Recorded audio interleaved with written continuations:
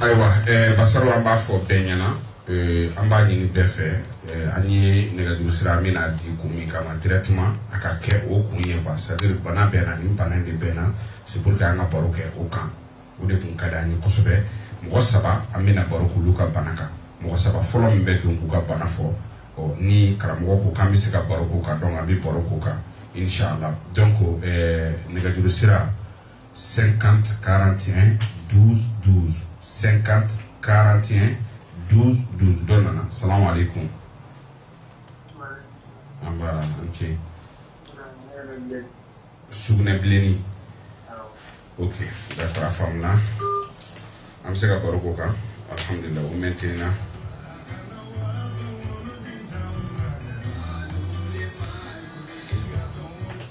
salam alaikum amba bana dana kalaya kalia oh da kalia mi kalia mi na faida di mo la sino poro tuna kale ka pasale bana bi chumbo kan traitement poro tsaka kale ka me faida bi di mala ya fam na la sona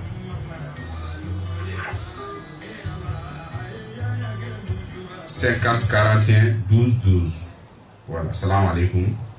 Waalaikum salam warahmatullahi wabarakatuh. Bismillah, bana jumɛn b'i la? Ne fa bana min ka ni ne ka ka ya Qur'ana. Awɔ muso jalani. Awɔ. A faamuya. A faamuya. An bɛ se ka baro k'o kɔni kan. Ba Seku Kureshi kuma an ka foli b'a ye nin wagati in na. Salamu alaikum. Allo. Waalaikum salam. Awa bismillah. Jabeti ok d'accord donc an bɛ ni sabata basaw. Awɔ.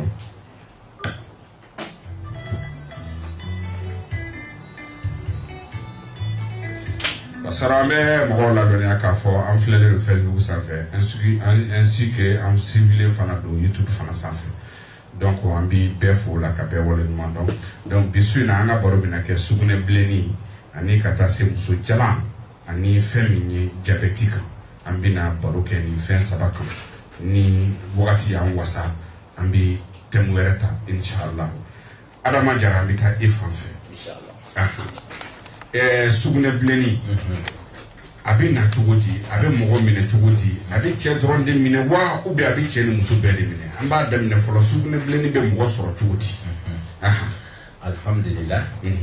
sugunɛ bilenni bana do bana min ni a cɛ ka jugu awɔ alhamdulillah a bɛ se ka sɔrɔ nɔgɔ sira fɛ par exemple sisan mɔgɔ minnu ka denmisɛnniya kɛ kɔgɔji la kulonkɛ ninnu na awɔ ani siraba kan ji minnu bɛ sigi awɔ jinɔgɔ kan jinɔgɔ ninnu kan oui voilà donc microbe de do a bɛ sɔrɔ ka teli ka sɔrɔ olu de fɛ bon caman ta bɛ minɛ denmisɛnniya la o fura k'a la a bɛ calmer mais a ma ban donc n'a tigi ɲɛma tigɛra a ka ca Ala fɛ a bana ninnu bɛ segin ka na a ma donc n'i ma kɔn k'a furakɛ ale bana in bɛ se ka kɛ sababu ye a bɛ denkisɛ yɛrɛ faga ka bɔ cɛ la. Allahu akbar sugunɛ bilenni bɛ se ka denkisɛ faga ka bɔ cɛ la. ka denko gɛlɛya tɛ den. O y'a juguyalen de ye wa? O y'a juguyalen de ye. mais n'ale juguyara a bɛ kɛ cogo di? A bɛ n'i ya sugunɛ kɛ sugunɛ laban yɛrɛ mana surunya dɔrɔn a b'i dimi. A b'i dimi i n'a fɔ sugunɛ balalen don cɛya la. Balalen don cɛya la. Awɔ. Jolikuru a laban a bɛ se depuis joli bilenman bɛ bɔ a bɛ laban a bɛ kɛ jolikuru de. Kurukurulaman bɛ bɔ. Kurulaman de bɛna bɔ. O y'a juguyalen ye. O y'a juguyalen. Donc o y'a selen a kɛlɛkɛyɔrɔ phase ma sisan. Allahu akbar. Donc mais ni jila tulonkɛ in ta a tɛ se ka sɔrɔ cogo wɛrɛ la wa? Bon a bɛ sɔrɔ i n'a fɔ nɔgɔ n'a sira ninnu de b'a. Nɔgɔ sira de b'a se mɔgɔ ma teliya la. Mais a bɛ cɛ dɔrɔn de minɛ ou bien a bɛ cɛ minɛ a bɛ muso minɛ? Bon a bɛ bana min don a bɛ cɛ de minɛ a tɛ muso minɛ. Cɛ bana de don. Cɛ bana de don. D'accord bon maintenant ni i yɛrɛ ye n'a k'i minɛ parce que i y'a fɔ sisan a bɛ se k'i sɔrɔ denmisɛnniya la maakɔrɔbaw ka ko ye olu b'o furakɛ. I y'a faamu mais o b'a sɔrɔ a ma ban mais n'i kɔrɔbayara a bɛ se ka réussite kɛ ka na bon yan'a ka na mɔgɔ caman tulo bɛ an na yan'a ka na olu ma olu bɛ se ka mun kɛ pour que a kana na segin ka na u ma. Bon o bɛ se ka fiyiri kelen de bɛ se k'o utiliser yan'a ka na u ma. Awɔ. Ka ca Ala fɛ ni mɔgɔ min sera ka dumɛnw kan ka wagati kɛ hali n'a tun b'i la kɔrɔlen a b'a effacer ka bɔ i la. U b'a fɔ yiri dɔ ma ko dabada bilenni Dabadableni, oui, oui. Donc yiri bi wo abina madelo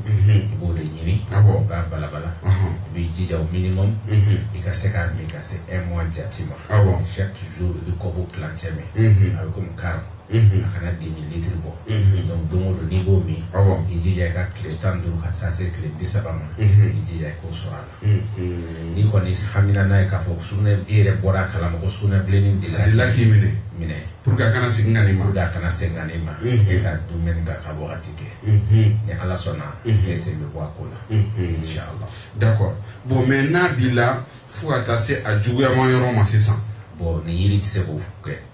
maintenant au fura de jumé au fura compliqué le doni ka sababu ke composition de bola o yiri bita fo yiri woro jatila bismillah voilà bon vraiment betan kuna ni sigoro ni na 600 on ti kuna ni sigoro 600 d'accord là parce que les mecs il faut que mo nya kenede ka ni nya keneka en ta fait ka fin fo mo ye mimbi ka sababu ye ku bitake kuti na faso ala sigata ta fait ko fo sigata ko nya kam inchallah mais si ça na bila jumamba bila i kan ka fendo éviter ina fo 600 ni barado bila wa fo ki ka dun do de éviter i ka jiminta do de éviter fendo de bisika ke sababu ka juya o fendo be bon fona kera la même ko ka haketo fona kera chene musurai o de bale juya donc wakati muna na bila ibi dobo chene musu ala fa ka furake Allahu akbar Allahu akbar d'accord donc mba diga ka fo don re andan na se ye yi wora mi fo ka di mo mo parce que mo kan na fo akana bla mo kuna kanye ni fo amba do anya bande non ambe tie kene de antina galo no fora no ka di aw maya c'est pour que mo ka don ga fo c'est quelque chose de sérieux hein c'est quelque chose de sérieux mais anti se ka mona ko takado ala non ibi ebisa yi do fi kun fa ça c'est pour que il to bo otea mais i banque a dit parce que ati kuna tout de suite il fait ga fou fort n'est-ce pas voilà donc on bien fou là inchallah merci Adama il fait ga faida fula de kaliaka angate alhamdulillah ni kalia keleme ka mo min dego ni ba fa ka wuli ka buga kalia anga ne fo mo ka fam kalia ya te banaye ko abini bana kile ni préciser oui ale dama banati ale signalement do de abina de hadama de ma signalement do ka bana do signaler ko bana do bi fe ka bana abode yina ni kalia lu ka to ki saran dro ni ka ki ndro bi jija bi suma fura nyana mo nyini ka gara yera yiri nyana mo nyini ka gara yera oui akacha ala fe ni yo o fara nyoka ka koke bi ala joro bi kalia bita ati basi inshallah nala sona d'accord ambe foli di nkorake ma samba jara ni wati na na tonde no abika anlaje aywa sama ambi fu ko basi la jara merci aywa ika message ma femme ouais a femme na c'est ça basi fu ete wuro ni dimsenu a femme na koro basi fu ete do so kono merci a femme na c'est ça Adama ambeta mina o ye fenye muso mi courage soro ka fa da kono sisa aye paraji mi soro ala de bado parce que lebina ke sababu ye ka nyogon ba kene sauver muso min be bi ko ye muso jalan ye mali kono ya ni bana be min fanga ka bombi muso jalan do bala ko so yaro chewu ulu bi se kata uba udugo ka fo mais muso mba fa ka dogo de ka dogo uba préférer ka ta formation na ka ta Toulouse uba préférer ka situlu ga ku yere dem mais ka fo apadani ka fo ko ane muso jalan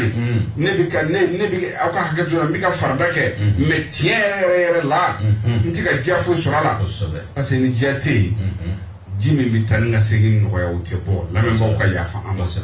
jia de bi nani oyi ni jia te o jinte bo o jinde du mitanga segin no ya c'est pour cela buta Toulouse ka ku yera la wala sani jeseru mo dron problème ti mais ka soro problème be parce que yera tika fo sati ala mo muso jala monde bi na na yi mo ka bana jume bi se ka sim ko inshallah bismillah muso jala ere ale la sidisi infection de la infection o ya to bukai bamana ga fa bamana ga ko konna juli kɔnɔna joli de ye infection ye o de ye infection ye ala de ye masa ye nka dɔw fana b'a a dabirilen di mɔgɔw ma ko nɛminɛnpo ni tɔgɔ saba de b'a la an fɛ jamana in nɛminɛnpo dun i yɛrɛ y'a fɔ ko marakakan don denmisɛnnin bana lemine i de la ka fɔ denmisɛnnin k'a faamuya lemine o ye denmisɛnnin de ye marakakan na donc mais bamanankan de ye kɔnɔna joli ale de bɛ kɛ sababu ye ale de bɛ muso kɛ muso jalan ye Allahu akbar i y'a faamu parce que n'ale kɔgɔra ale bɛ na ni phase caman de ye hadamaden na o phase fɔlɔ a bɛ daminɛ muso jalaya na donc i bɛ to de la a bɛ kɛ perte blanche n'a bɛ f'o ma ko ji jɛman bɔ n'a sera yen sa o ye kata ba naani ye o de ye min kasa bɛ bɔ o ma nɔgɔ donc n'o nana dɔrɔn o fana y'ale fana bilalen a kɛlɛkɛ fari kan mais a bɛna phase a bɛ daminɛ fɔlɔ lamɛnbagaw ka hakɛ to bana ɲɛfɔ de don a bɛ faamu ji min na a bɛ kisɛ i b'a fɔ nɔnɔ kumu a bɛna se phase dɔ la a bɛ kɛ falakalama ye donc n'a sera falakama ma sa a bɛ kɛ e yɛrɛ ɲɛna sa ko o y'a bannen mais chaque fois lamɛnbagaw ka hakɛ to n'i y'a furulabato kɛ i b'a ye au lieu que ji ka na normal a kisɛma ka na a kisɛlen tɛ na tuguni a falakama de bɛ bɔ e la Allahu akbar kɛ komi ninnu falaka u bɛ kari donc o de fana bɛ kɛ sababu ye ka muso yɛrɛ fana ka sawa tiɲɛ ni denkisɛ min bɛ yen olu fana bɛ faga en tant qu'ale bɛ muso la n'o tɛ den sɔrɔ Allahu akbar en tant qu'ale bɛ muso la ale bɛ bali den wolo la net ale de bɛ kɛ sababu ye ka hali kuru sigi muso kɔnɔ n'o ye fibrome ye ka kɔnɔdimi banbali bila muso la o ye banajuguba a bɛ nin bɛɛ kɛ a bɛ nin bɛɛ lase mɔgɔ ma donc muso jalaya o y'a la fitinin de ye o y'a la fitinin de ye o y'a ye a b'a k'i signale fɔlɔ ne k'a kekun dɔrɔn i bɛ kɔn a ma joona mais ale bana yɛrɛ bɛ sɔrɔ cogo jumɛn na infection ni an b'a fɔ kɔnɔna joli ale sɔrɔ cogo ka ca a fɔlɔ a bɛ se ka sɔrɔ ɲɛgɛn kɔnɔ a filanan lamɛnbagaw ka hakɛ to a bɛ se ka sɔrɔ cɛ ni musoya sira fɛ parce que ni cɛ sera muso ma a bɛ muso min na a bɛ cɛ minɛ n'a bɛ cɛ la n'a sera muso ma a bɛ se muso ma a bɛ muso minɛ donc ni cɛ bɛ ka traitement kɛ fɔ muso de muso k'a kɛ ni muso fana bɛ ka traitement kɛ fo cɛ fana k'a suit bon problème fara filɛ de voilà mais n'aw bɛ traitement parce que muso dɔw tɛ sɔn a badani a ka dɔn ko nin bɛ ne na i b'a ye muso dɔw bɛ yen nɔ aw ka hakɛ to fɔcogo de don ni cɛ bɛna s'u ma sisan parfum ba ni wusulan ba u b'o sisi ba wuli si t'a kasa tigɛ o walasa kasa yɛrɛ kana mɛn ka parfum baw kɛ u yɛrɛ la sirikɛ kasa min don ala ka kɛ de don ni si t'a kasa tigɛ yan'aw ka se ɲɔgɔn ma o kasa kɔni ka di o wagati la n'aw tilara dɔrɔn i yɛrɛ b'a dɔn kasa bɛ bɔ kasa bɛ bɔ ni sɛfan cira o kasa tɛ non a bɛ ten de ça c'est possible voilà a bɛ ten de donc c'est pas facile du tout voilà mais mɔgɔw ka ɲini k'a dɔn bana min don a farafinfura de ka teli a farafinfura de ka nɔgɔn ka tɛmɛ a tubabufura kan lagosili tɛ dɛ parce que n'i taara tubabufura la olu bɛ fɛn damadɔ de fara ɲɔgɔn kan k'a d'i ma bon i b'a kɛ tile 15 i b'a ye i bɛ commencer ka lafiya mais bana ma ban dɛ donc a kɔrɔbɔrɔ ka caman fɔ jɛgɛ a fi karo kan kuma jumɛn bɛ yan donc bana min don vraiment wulikajɔ ka kun a k'a nɔfɛ mais bana yɛrɛ mun bɛ na n'a ye an y'o de fɔ ko bana in bɛ sɔrɔ furulabato sira bɛ se ka lase mɔgɔ ma ɲɛgɛn public ninnu ni ɲɛgɛn public bɛɛ bɛ don ɲɛgɛn i bɛ sugunɛ kɛ ɲɛgɛn bɔgɔ bɛ pan ka voilà parce que an ka kira sanuma kisi ni nɛɛma b'a kan n'o ye ala kira sallallahu alaihi wasallam n'i bɛ don ɲɛgɛn na i ka don ni ji ye k'a caya i bɛ sigi yɔrɔ min na yanni i ka sigi i bɛ ji bɔ a kan fɔlɔ donc bana kunbɛtɔ la de don donc ni bana microbe ye 100 i bɛ ji min bɔ a kan o bɛ taa ni 70 ye Allahu akbar Allahu akbar i y'a faamu mais sisan an ka teli an bɛ na dɔrɔn paraka dɔrɔn i bɛ sigi i sugunɛ kɛ dɔrɔn ka taa i bɛ dɔw yɛrɛ ye sugu dɔw bɛ yen sugu kɛrɛda fɛ kogoju dɔ bɛ yen bɛɛ de bɛ sugunɛ kɛ fatɔ bɛ sugunɛ kɛ naloma bɛ sugunɛ kɛ i bɛ muso dɔ ye paraka a bɛ t'i sigi o sugunɛ kɛ yɔrɔ kelen na ka sugunɛ kɛ ni bana min minɛ a bɛ jɔn minɛ bon n'a b'i la dun mun de b'ale fana juguya bon ale sogo ka jugu a ma parce que ale kɔnɔna bananama de don ale lasili bɛ kɔnɔ de la o t'anw ka bana ye ale lasili bɛ kɔnɔ de la kɔnɔbara de la sogo ka jugu donc o de la awɔ ni u y'a tubabu fura ninnu d'i ma a bɛ kɔkantan ninnu de faga a b'o mikɔrɔbu faga k'o ŋɛɲɛ tigɛ i b'o tile 2 kɔni kɛ lafiya la ɔ nka ni o fura bann'i bolo ŋɛɲɛ bɛ segin ka na kow bɛ na u nacogo kɔrɔ la ɔ mɛ bana in yɛrɛ pour que a ka se ka lafiya la f'a fura de ka don i kɔnɔ o de bɛ kɔnɔna ta faga parce que bana min don n'a nana ma a bɛ hali da kasa bɔ a b'a bila mɔgɔ la c'est que e de b'i da ko k'a ka di k'a man di ni k'i nɛn bugolo bɔ a la ayi kasa in ti taa ka ɲɛw tereke fo ka a bɛ kɔnɔna de la a tɛ da kɔnɔ a source bɛ kɔnɔna de la c'est pour cela dɔw b'a fɔ ko tiɲɛ don dɛ ya a source bɛ kɔnɔna de la ni kɔnɔna in ma sɔn foyi t'a to den kasa bɛ tigɛ donc ni mɔgɔ min ni hali ni sera an fɛ n'i b'a traitement kɛ fɛn 2 bɛ yen an b'a ɲini fɛ k'olu éviter a wagati la n'o ye sogo ani nɔnɔ kɛnɛ sogo ni nɔnɔ kɛnɛ voilà o fana b'a juguya o bɛ se ka juguya donc an bɛ bali o wagati ninnu na n'i bɛ furakɛ k'i timinanja a furakɛli yɛrɛ n'a ka d'an ye an bɛ se k'a fɔ a furakɛli tɛ tɛmɛ dɔgɔkun 1 ka se tile 10 n b'a ɲini fɛ ka fayida di an ma fura la infection fura an b'a di musojalan fura an b'a fayida di c'est que hali n'a ka di ni ko an ka fayida 10 di a kelen i b'o dɔn i ka dɔn fɛn an b'o dɔn de o y'i ka fɛn ye i y'a faamuya mɔgɔ tulo b'an na ni musojalan don n bɛna fɛn ɲɛnama damadɔ di dɔrɔn a fɔlɔ u b'a fɔ yirini dɔ ma ko sukolan tiɲɛ don sukolan ani persil hali n'a sɔrɔ a tɔgɔ man d'an ye ani persil sirika bɛ ninnu tobi ɲɔgɔn na ka balabala ka citron k'a la k'a kɔrɔbɔ dɔrɔn vers 17h 18h k'i jija ka kɔpuni ɲɛ 1 min i k'o su lajɛ n'i bɛna kɛ cogo min na i bɛn'o fɔ Allahu akbar ji bɛ jigin kɔ la ayi a bɛ fa de ba bɛ fa de ala kana ba ji ta ye o ma ɲi dɛ ba bɛ fa de o ye fayida kelen ye mais a furakɛli yɛrɛ la kɛ a furakɛli la fo infection de ka furakɛ ni infection ma furakɛ n'u ye fɛnw ye infection yɛrɛ kan n'u ye furaw ye u bɛ dɛmɛ don muso ma hali ni tɛ muso jala ye n'i bɛ ninnu matarafa a ka ca ala fɛ i bɛ lafiya n bɛna fɛn wɛrɛ fɔ kasa kɛlen bɛ ka muso minnu tɔɔrɔ i y'a faamuya yiri dɔw b'a fɔ ko fali wanca ani segu fali i y'a faamu ani babi u bɛ ni saba ɲini sirikɛ k'a don daga la k'a tobi kosɛbɛ k'a ji caya sirikɛ ni muso sera ka tuguni na ka se dɔgɔkun ma i b'a min kɔpuni ɲɛ 1 sɔgɔma su fɛ sirikɛ hali n'i ya sugunɛ kɛ i b'a sɔrɔ i sugunɛ kasa ka di o ka di dɛ o dɔw la i bɛ tugu ka sugunɛ yɛrɛ kɛ k'a f'i cɛ k'a ka don ɲɛgɛn na ka fɛn dɔ ta k'a d'i ma a k'a kasa mɛn a kana tɛ sugunɛ de kɛ mɔgɔ kunna a m'o fana fɔ a la n'i y'o fɔ jaralakaw ye a dɔw la jaralakaw parce que olu ladɔnlen de don jaralakaw y'a dɔn ko kasa bɛ ka bɔ u b'u majɛjɛ mais n'u y'a ye ko kasa jara u laban bɛ na ni bɔli ye dɛ ne b'a dɔn jaralakaw b'o kɛ ayiwa infection na n y'a dɔn nin ka ɲi infection ma kosɛbɛ o tɛ wala mais yiri jumɛn bɛ yen n'i bɛ to k'a min ka caya a bɛ se k'i kisi infection tɔɔrɔ ma alhamdulillah yiri 2 bɛ yen an b'o di lamɛnbaga bɛɛ ma denmisɛnnin bɛ se ka kɛ mɔgɔkɔrɔba bɛ se ka kɛ parce que bana in min don a bɛ denmisɛnnin minɛ a bɛ mɔgɔkɔrɔba minɛ ni a ka nɔgɔ mɔgɔ ma a b'a fɔ yiri dɔ ma ko tɛrɛnifu ani patugu sirikɛ n'i y'a ni 2 sɔrɔ k'a fara ɲɔgɔn kan k'a tobi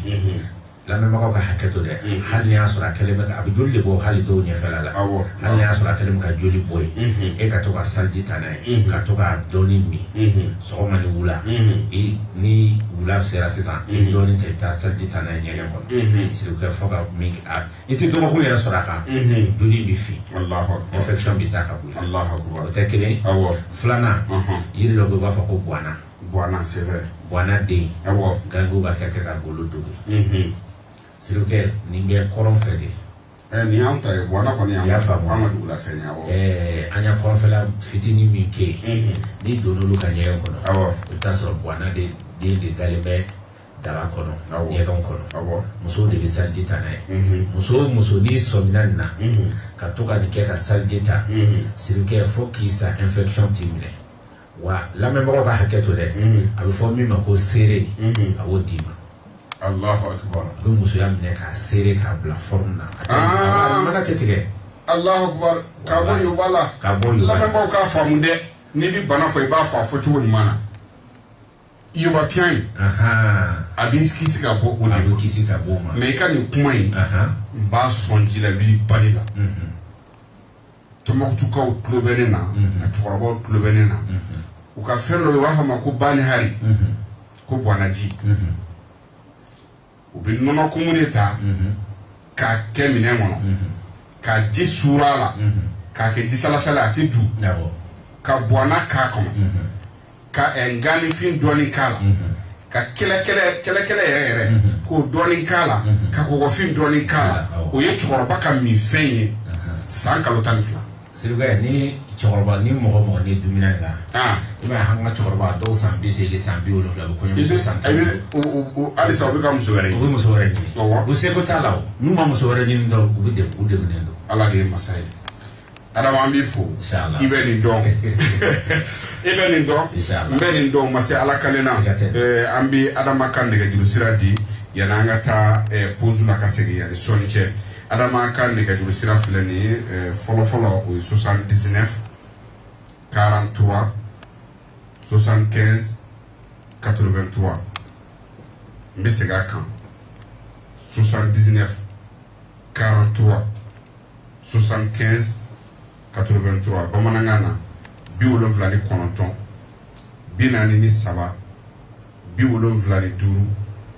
75 83 o y'a ka nɛgɛjuru sira fɔlɔ ye. Nɛgɛjuru sira filanan o ye 66 83 29 54 n bɛ segin a kan bamanankan na 66 83 29 54 a sigiyɔrɔ bɛnnen don hippodrome ma. Ala ye yiri dɔnni kalifa la donc weleli aw b'a jɔ fɔlɔ fo an ka tila parce que an bɛ émission na a tɛ se ka téléphone ta i kɔni bɛ se ka essayer n'a sɔrɔ a bɛ don dɔrɔn k'a to ten n'i ma fili numéro la sinon a tɛ se ka fɛnkɛ ta k'an to nin na Basaraw an bɛ taa e fan fɛ i bɛ fiɲɛ ni bɔ an sen kɔrɔ an bɛ segin ka na yan ni sɔnni cɛ inchallah.